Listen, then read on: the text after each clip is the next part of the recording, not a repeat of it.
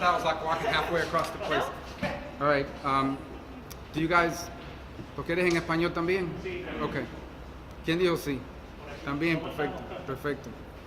So I'm not going to give a lot. I mean, I'm sure you guys got plenty of role in there, so I'll just answer whatever questions you have. Well, my dad and I used to have hour-long discussions like that, broad topics. At the end of it, we said, well, now that we've saved the world, what's for dinner? I gathered from that there were some things that you took away that could help this port now, back in D.C. Can you try to narrow in on some of those? Sure. I mean, there's a grant that was approved a couple years ago from the Department of Transportation to continue some of the infrastructure improvements. That is something we want to see them get the money. Approved 2 years ago. They were notified 2 years ago. There's the study on the port depth that the Army Corps, the good news is it's moving along. We want to make sure that process continues. So those are two things that are most immediate that I think we can do to help. Obviously, in the long term, we talked about some big picture things, and that includes what can we do to invest in critical industries in this country that ports like this are dependent on. And at the same time, what can we do in our foreign policy to help countries in the region that want to become manufacturing hubs to become that, or import markets, because that'll also will be strategically positioned to take advantage of that here and to grow the operation of this port and create really good paying jobs. So there are, as I said, there's some things we can do right away that are deliverables, but there's some big picture, long-term things that are important to the Port of Tampa, but actually are important to America. Is it important to invest now that we're seeing these supply chain issues and now that Port Tampa Bay is more on the map than maybe we were before? Yeah, so some of those investments are now happening, but some of the investments that we've talked about even in there are not really investments into one single port. It's investments into policies that help ports like this. Again, as an example, one of the challenges we're going to have in the 21st century is recognizing there are certain things, products, industries that are so important to our economy that we have to be able to make them here, even if it costs more to do it here than to buy it from someone else. Right now the debate is about semiconductors, but I think we can expand that to include a lot of other products and goods.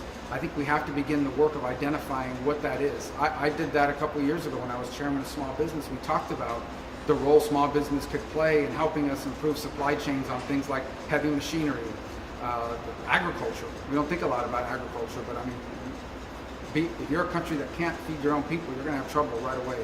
So I hope that work will continue. It's not a topic that is necessarily partisan, but it's the kind of common sense focus that we need to have, and that a port like this would benefit from, frankly. I mean, because it would allow it to not just be an import site for the basic goods we need to make these things, but it could benefit from exporting that to other places. Senador, mientras pensamos en traer esas empresas particulares a los Estados Unidos, lo escuchamos también hablar mucho de América Latina. Un buen momento para pensar en América Latina de manera estratégica mientras traemos esas empresas para que alimenten la cadena de suministro en casa. Yo creo que siempre es un momento importante de pensar en América Latina de manera estratégica, porque son nuestros vecinos y el impacto de lo que ocurre en esta región es inmediato. Lo vemos todos los días en la frontera, lo vemos en el estrecho de la Florida y lo vemos en nuestras comunidades. Y por eso siempre es importante, pero de manera estratégica también tenemos que hablar de América Latina no simplemente como problemas, sino también como oportunidades que existen. Traer las factorías que están en Vietnam, por ejemplo, en China, ¿por qué no están en República Dominicana, o Honduras, Guatemala o El Salvador? ¿Y qué podemos hacer nosotros para ayudar a esos países a atraer esas industrias para que las personas que viven ahí no tengan que abandonar su país y para que los Estados Unidos puedan tener una fuente de producción que esté cerca, que beneficie a la Florida y puertos como el de Tampa y que no dependa de los chinos? The question was about the strategic view of Latin America. So it's always an important time to think strategically about Latin America, but we need to stop thinking about Latin America simply as a source of problems. It's also opportunities. The opportunity, for example, to help governments in our region, to the extent they're willing to do the right things to pursue this, to bring manufacturing from a Vietnam or China to the Dominican Republic or El Salvador or Honduras or Guatemala, so that those countries don't keep losing people, but also so that we have supply chains closer to our country, more reliable, not dependent on China, and that would benefit ports like the Port of Tampa, which is geographically close to that. I was going to ask, we're obviously not one of the top 4 ports in the country. We're not even the largest in Florida. But what do you see strategically in Tampa Bay that could become a boom? Well, a couple things. The first, and I think they touched on it, and that is, one thing is to get something to a port, but then you've got to get it from that port to where it needs to be distributed from. And the one thing that Tampa Bay has going for it is its geography. It is close to it's obviously on I-4, which connects it not just to the state but to the broader southeast. Eventually, it gets you to some of the advantages that Savannah now enjoys. So I think that the good news about Port Tampa Bay is that at a time in which our country is seeking more capability to meet supply chain needs in a reliable way, and where we've seen containers stacked up and delayed offshore in places like Los Angeles, Port Tampa Bay is not just geographically positioned to benefit from it, but they have a strategic vision and a supporting state government and local community that's thinking about it from a regional and strategic standpoint. So, the things they're investing in, workforce development, bringing manufacturing onto the port site, becoming a leader in shipbuilding and crane building. These are strategic things that I think position the port to continue to grow and expand in its relevance and importance. And don't underestimate, just because it's not one of the largest ports in America, it's one of the largest second-tier ports in America that employs or directly supports 85,000 good jobs, and that number is going to grow exponentially over the next few years. And it has a lot of capacity to grow even more. But you have to have a strategy to do it, and they do have one. And our job is to be supportive of that, both in broader public policy across the country, but also in what we do specifically for them. The deepening of the port is essential. There are just ships that won't be able to come in here because they're not deep enough. So that dredging that requires Army Corps study, we got to make sure that study gets done so that they can begin that project. Podemos estar en español como el puerto de Tampa Bay, como la ciudad de Tampa, una vez se lo pregunté en una entrevista, cumple un papel importante dentro de la finanza, no solamente para la Florida, sino para el país. Bueno, el país está buscando expandir su capacidad de importación. Hemos visto las imágenes en California de buques completos que no podían entrar porque no tenían capacidad y estaba creando toda una serie de problemas. Así que en un momento que el país está buscando expandir su capacidad de entrar productos, existe un puerto estratégicamente en el Golfo de México que tiene capacidad que no se está utilizando y que tiene una visión estratégica, cómo va a mejorar, cómo va a traer nuevos empleos, cómo va a entrenar a los trabajadores, cómo va a poder tener factorías cerca al puerto. Tiene un plan estratégico pero tenemos que también apoyarlo, porque por ejemplo esos buques si no tienen, si no expandimos el tamaño del puerto y la profundidad de la entrada a través del cuerpo de ingenieros del ejército, va a ser imposible expandir de esa manera. Democrats are criticizing your visit, saying you voted against legislation that would help the port calling it wasteful into response. Because it was poorly designed. Florida was getting screwed. I don't know that's a term. I don't know how to say that in Spanish without saying a bad word, but Florida got screwed by that bill. Number one, the money was distributed along a formula that benefits states that aren't growing. That's number one. Number two, the bill was linked to a broader bill, which spent $1.9 trillion and fueled our inflation. So for those two reasons alone, there was reason to vote against it. I think look guys, it's possible to do the things that we all support. Everybody in Congress supports it. I know, supports infrastructure. But just because they call it an infrastructure bill doesn't mean that's what it is. It spent hundreds of millions of dollars on Green New Deal energy initiatives that are wasteful and frankly counterproductive and hurt working Americans. Why do I have to vote for a bill that has that garbage in it in order to get important projects for our state and our country, especially when the formula they're using to distribute the money hurts Florida? Senator, if I could shift gears real quickly, we forwarded your office some data from the FOIA we made about the VA. We have multiple sources who have told us who work in the VA, who told us they've been, not only in the Tampa Bay area, across the country, that they have been trained not to offer primary care as part of community care. That sparked a FOIA from us in Tampa Bay over a 2-year period. That not to do what? I'm sorry, repeat. Not to offer primary care. Right, but specialty, right. And as opposed to just not offer, train, not to offer. In Tampa, 106,000 had community care in the last 2 years, 9 did primary care. The national data that we just got, less than 1% were given primary care across the country. Does this make you believe the people in the VA? Does this make you want to investigate that? I know it has to be looked into, and it has to be investigated. Look, the two major pieces of VA legislation in the last 10 years were my legislation. the VA Accountability Act, and then the second VA Accountability Act was one of the first bills President Trump signed. And what it did is it created the power to fire senior executives in the VA that were not doing a good job or that were doing things that were bad for our veterans. We had this conversation, I believe it was yesterday at an event that I was at a lunch that I was at. I actually think the VA was showing improvement in many areas up until a change in leadership.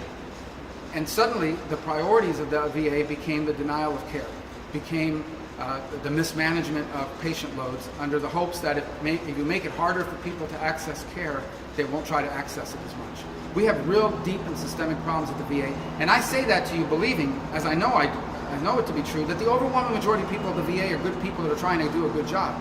But it's very difficult to do a good job when the direction that's coming from the top down is at minimum incompetent and at worst deliberately seeking to deny care to veterans. So we're very interested in whatever figures you were able to produce and find through FOIA, and we'll pursue that vigorously because we have really good VA facilities in our state and we have some that are doing a terrible job, not just in Florida but around the country, and they need to be fixed. And someone needs to take responsibility and accountability for it.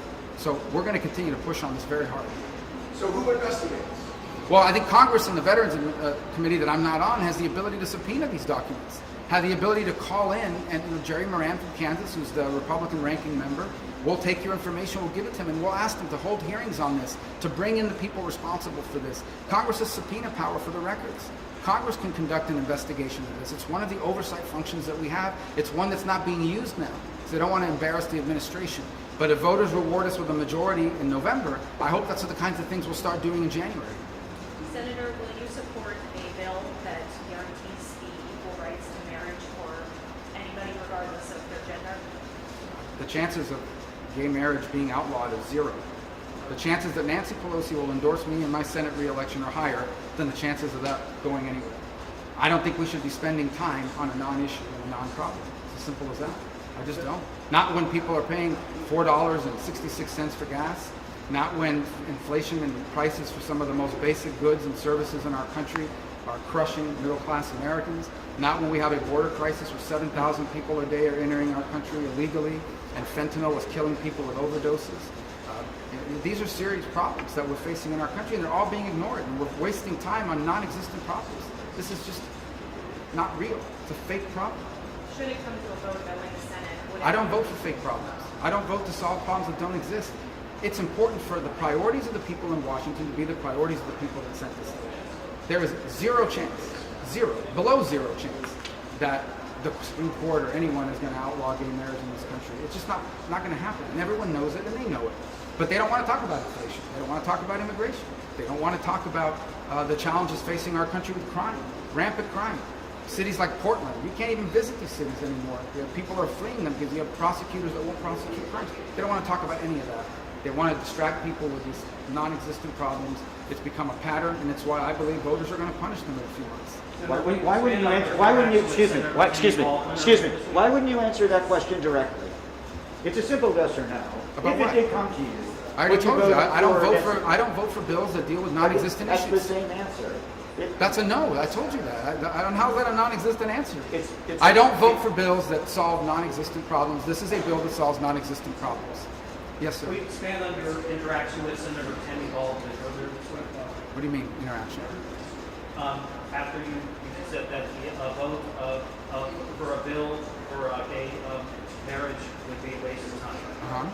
What do you mean by interaction?